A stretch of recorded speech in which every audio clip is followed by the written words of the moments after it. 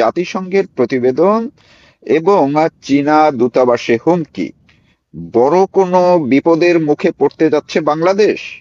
কারণটি হচ্ছে, আপনারা ইতিমধ্যেই জেনেছেন যে গত সপ্তাহে যুক্তরাষ্ট্রের যে দুঃখিত, জাতিসংঘের যে প্রতিবেদন সিকিউরিটি কাউন্সিলের, সেইখানে বাংলাদেশে আল কায়দার ভূমিকা হুমকির স্বরূপ এবং উদ্বেগজনক বলে তারা যেমন মন্তব্য করেছে, বাংলাদেশ সরকার সেটি এক ধরনের উড়িয়ে দিয়েছিল। কিন্তু ঠিক এর পরপরই চীনা দূতাবাসে চিঠি দিয়ে হুমকি দেওয়া হয়েছে, যার সঙ্গে আল কায়দার নাম উঠে এসেছে।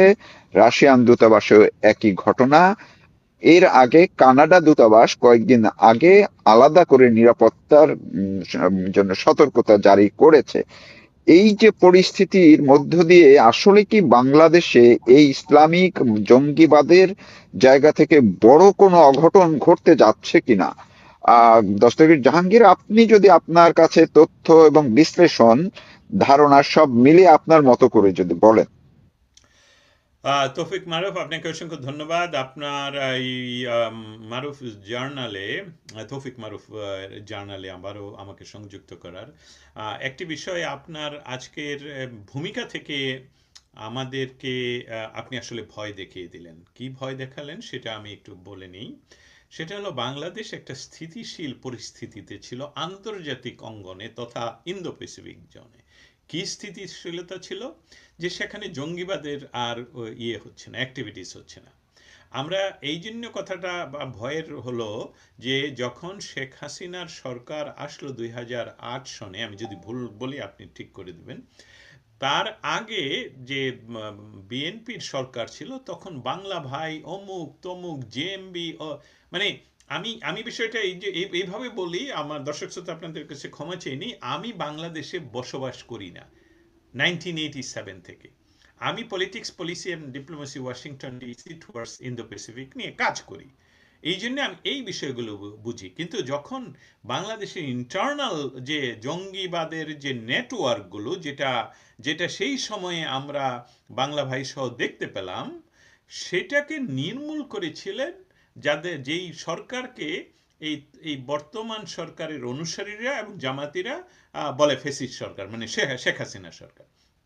শেখ হাসিনা সরকারের সময় এই ধরনের প্রতিবেদন জাতিসংঘ থেকে আসেনি, কেউ এই ধরনের চিন্তাও করেনি।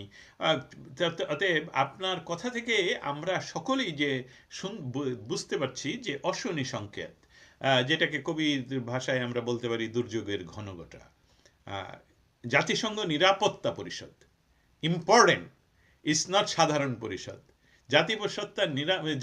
জাতিসংঘ নিরাপত্তা পরিষদ ডিসিশন নিতে পারে যে কোনো দেশে পরাশক্তির কোনো সৈন্যবাহিনী পাঠাবে কিনা, যেমন ইরাক। তো সেই নিরাপত্তা পরিষদের এই অগাস্ট মাসে, এখনো যে মাসে আমরা কথা বলছি, সেই মাসে তাদের প্রতিবেদনে বলেছেন যে উদ্বেগ প্রকাশ করা হয়েছে। সেখানে বাংলাদেশ শব্দটা আসছে কিভাবে সেটাও আমি উত্থাপন করি। আসছে এইভাবে, ভারতীয় উপমহাদেশে আল কায়দা, AQIS, তার বিকেন্দ্রীভূত স্লিপার সেল এবং লজিস্টিক নেটওয়ার্ক গড়ে তোলার জন্য বাংলাদেশকে ব্যবহার করছে। এই প্রতিবেদন প্রকাশের সাথে সাথেই বাংলাদেশের পররাষ্ট্র মন্ত্রণালয় মনে হচ্ছে একটা আমি ছোটকালে আমাদের বাড়ির সামনে অনেক বালু ছিল বাড়ি করার জন্য, সেটা ছিল আমার রসদ, এবং আমি দোকান খুলে বসতাম, ছোট ছোট ছেলেমেয়েরা সেখান থেকে এটাই আমি ডিসিশন দিতাম, আমি সমস্ত কিছু, তারা শুধু আমার কথা শুনতে হতো। বিষয়টা মানে এটা কি একটা পররাষ্ট্র মন্ত্রণালয়, সেই বালুর টিভির মতন সে কি বিক্রি করছে, কি বলছে, কি সাথে সাথে কোনো চিন্তা আছে, কোনো আলাপ, কোনো আন্তর্জাতিক ভাবে কারোর সাথে আলাপ করে না করেই তারা কি করলো, বাংলাদেশ সরকার সাথে সাথে বলল যে এটা অনুমান ভিত্তিক বলে খারিজ করে দিয়েছে। আমি ক্লান্তভাবে বলছি, কারণ এটার মধ্যে তো থাকতে হবে যৌক্তিক ভাষা, এটার মধ্যে তো থাকতে হবে ডিপ্লোম্যাটিক ভাষা। এটাতে কোনো কিছুই না করলে যে না, এখানে কোনো কলা খাওয়া হচ্ছে না, এই যে বিষয়, আমি কলা খাই না বললেই কি হবে? উট পাখি বলে বা উটের মতো ওই পাখিটার মতন যদি আমরা বালু টিভিতে মাথা দিয়ে রাখি তাহলে কি হবে? না, হবে না। তার তথ্যচিত্র এখন ধীরে ধীরে উন্মোচিত হচ্ছে, যেটা নিয়ে আপনি আলাপ করছেন। আমরা জানি গত 7 দিনের ভিতরে একটি হিন্দু পরিবারের সকলকে হত্যা করা হয়েছে। পুলিশ এটাকে শাক দিয়ে মাছ ঢাকার চেষ্টা করে আর 2জন হিন্দুকে গ্রেফতার করেছে, এবং তারা সেটাকে বলছে গাঁজা সেবন অমুক সেবন নিয়ে কি, আবার জজমিয়া নাটক। কিন্তু এটার সাথে যে এই জঙ্গিবাদের যে হচ্ছে, ছোট ছোট করে তারা বড় অ্যাকশন করার জন্য পরিকল্পনা করছে, এটা আমি বাদে আপনারা সকলেই জানেন বাংলাদেশে যে কোনো সময় বড় দুর্ঘটনা ঘটতে পারে। এবং এটা যত সহজভাবে আমি বলছি তত সহজ নয় বিষয়টা। এটা নিয়ে আমাদের কোথায় ঘটবে? এটা কি কোনো মলে ঘটবে, মানে যেখানে মার্কেট প্লেস সেখানে ঘটবে, না এটা স্কুলে ঘটবে, না এটা বিমানবন্দরে ঘটবে, না এটা প্রত্যেকটা জেলায় আগের মতন ঘটবে? কতগুলো মানুষ মারা যাবে? এসবগুলো তো অনেকেই বলতে পারেন আপনি কোত্থেকে শুনলেন। আমি বললাম আমি ছাড়া আপনারা সকলেই জানেন। অতএব চীন দূতাবাস, রাশিয়ান দূতাবাস, সে ইমেলের মাধ্যমে যে হুমকিগুলো দেওয়া হয়েছে, এটা কোনো সাধারণ মানুষের কাজ হতে পারে না। এটা হতে হয় আমরা দুইভাবে বলতে পারি। যারা ফিল্ডে কাজ করেন তাদের পেছনের ইন্ধনদাতা নিয়ে আমরা এখন কথা বলছি না, যারা ফিল্ডে কাজ করেন তাদেরকে নিয়ে কথা বলছি। এবং আমরা একদিন সকালবেলায় বহু বছর আগে শুনলাম পৃথিবীতে এই আল কায়দা আছে। সিএনএন কথা বললো, ফক্স কথা বললো, আমরা মনে করলাম আরে আল কায়দা তোকে আগে কখন দিন শুননি।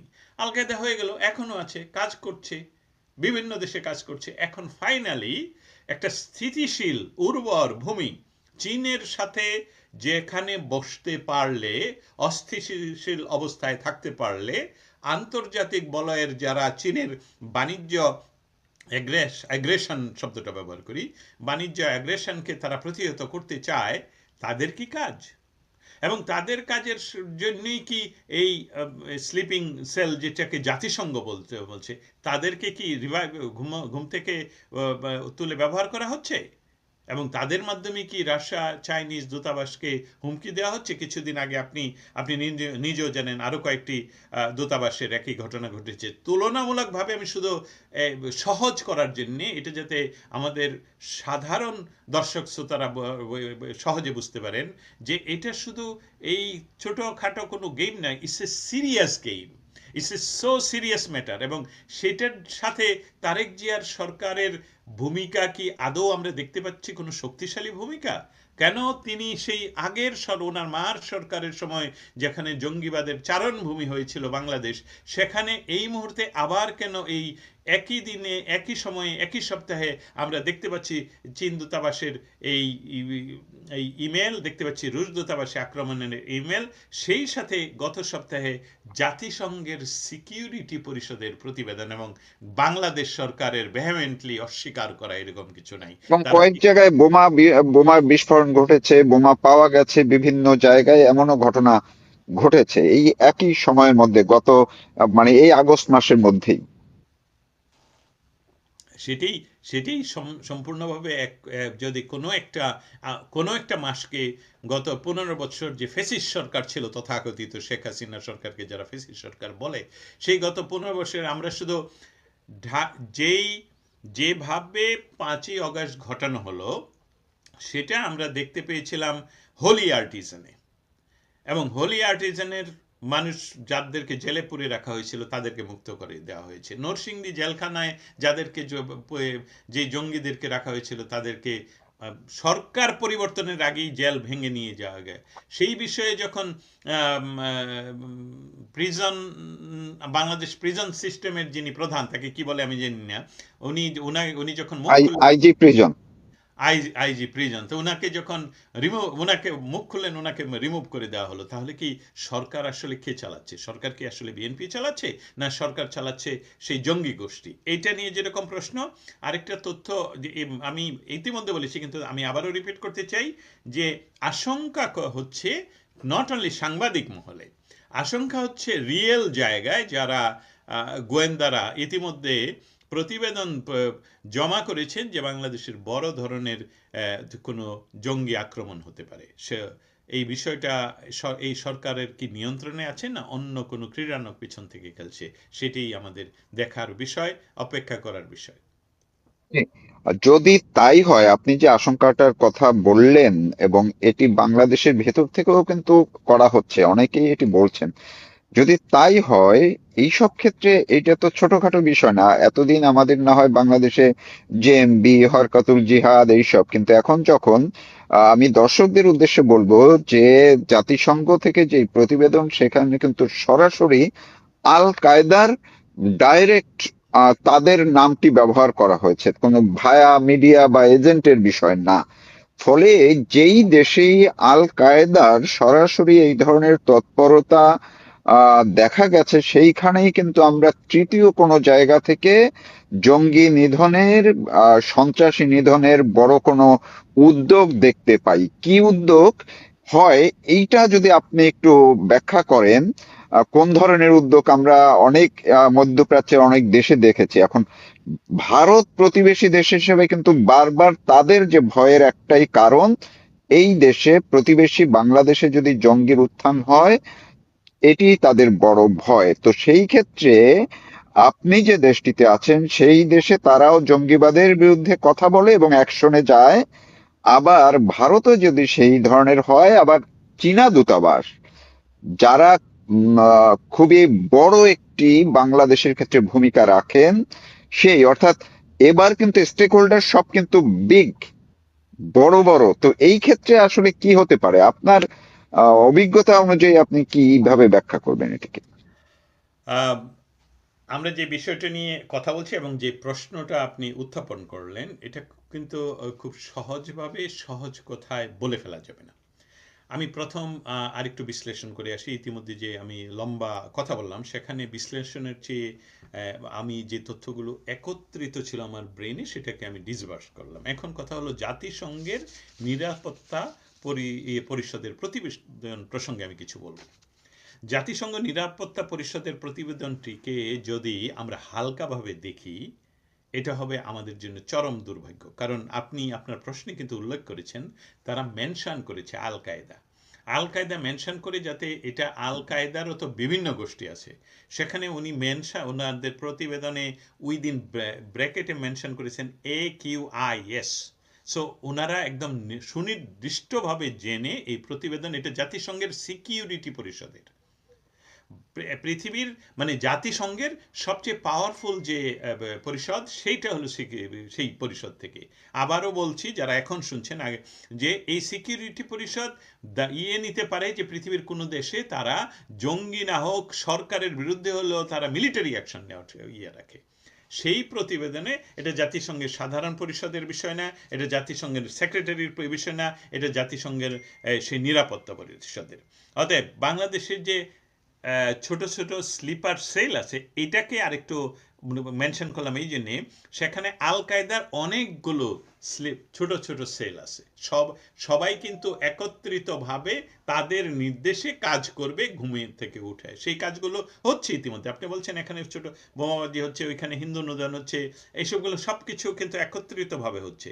লজিস্টিক সাপোর্টের একটা হাব তারা তৈরি করছে সেখানে, এবং সেটাকে আমরা বাংলাদেশ সরকার বলছে অনুমান ভিত্তিক। দেখুন কতটা কন্ট্রাডিক্টরি। এই সরকার বলছে তথাকথিত ভলগার তুর্ক, যার বলছে জাতিসংঘের প্রতিবেদন মিথ্যা কথা, সেটা কোনো জাতিসংঘের প্রতিবেদন হিসেবে, সেটা তার ব্যক্তিগত বন্ধু, মদের টেবিলের বন্ধু, আরো খাস বাংলায় বললাম, মদের টেবিলের বন্ধু ডক্টর ইউনূসের অনুরোধে আমি ক্ষমতায় গেলে যাওয়ার জন্য তোমার একটা, এই যে মানুষগুলো মারা হলো, এটার একটা প্রতিবেদন তুমি তৈরি করে দেবে।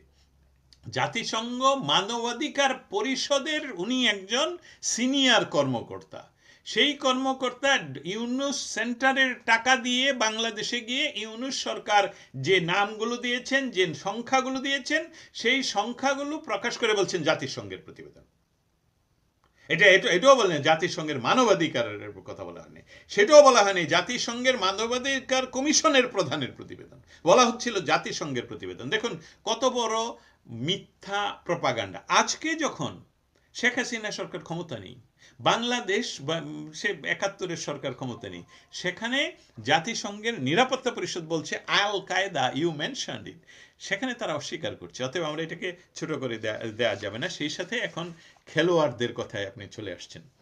কূটনৈতিক পাড়ায় হুমকি নিরাপত্তা শেখ হাসিনার ১৫ বছরে যদি ঘটে থাকে, সেটা সরকারের হয়তোবা যেটাকে বলে কনফিডেন্সিয়াল রিপোর্টে আছে, আমরা জানি না।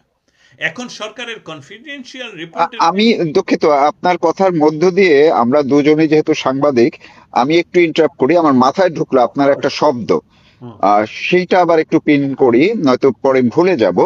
সেইটা হচ্ছে এই যে আপনি বললেন বারবার, আমি বললাম যে জাতিসংঘ যখন আল কায়দার কথা বলছে, বাংলাদেশ সরকার সেটাকে উড়িয়ে দিয়েছে যে অনুমান নির্ভর। শব্দটা দর্শকদের একটু শোনার জন্য বলছি, অনুমান ভিত্তিক। তো এখন এই যে অনুমান, জাতিসংঘের সবচেয়ে সুপ্রিম যারা কমিটি, নিরাপত্তা পরিষদকে বাংলাদেশের একজন স্বরাষ্ট্রমন্ত্রী বলেছেন যে না, তোমাদের এটা অনুমান নির্ভর। সেই অনুমান নির্ভরকেই কি জঙ্গিরা প্রমাণ করে দিল এই হুমকি দিয়ে? এমনটা হতে পারে কিনা, এই জায়গাটায় যদি আপনি আপনার ব্যাখ্যা যাওয়ার আগে এইটুকু একটু বলবেন কিনা, যে ওইটা তারা কনফার্ম করলো কিনা যে তোমরা আমাদেরকে পাত্তা দাও নাই, জাতিসংঘ আমাদের কথা বলছে, আমাদেরকে পাত্তা দাও নাই, এই নাও এবার দেখো, এমন কিছু কিনা। মজার উত্থাপন। Thank you so much. দুইজন সাংবাদিক এবং আমরা আমরা একপক্ষীয় আলাপ করছি না, আমরা দুইজনে আলাপ করছি। হ্যাঁ, এই কথাটা আমি হয়তোবা আপনার জন্যই তুলে রাখলাম। স্বরাষ্ট্রমন্ত্রী বলেছেন, যেভাবে বলেছেন সেটা একদম ওনার ভাষাটা এরকম: এসব ঢালাও বা সাধারণ মূল্যায়নের উপর ভিত্তি করে সরকার কোনো ধরনের বাস্তব বা অভিযানমূলক পদক্ষেপ গ্রহণ করবে না। এবং তার উত্তরে আপনি যেভাবে এখন ছেঁকে তুলে ধরলেন এই ডায়মন্ড বা সেটা হলো যে হ্যাঁ, তারা বলছে যে আমরা মরিনি, আমাদের তাদেরকে মরিয়া প্রমাণ মানে করতে তাদের হয়নি। একটু অপমান, এই আল কায়দার যারা, তাদের একটু অপমান, তারা অপমানিত বোধ করছিলেন কিনা আর একটু কি। অপমানিত বোধ করছে।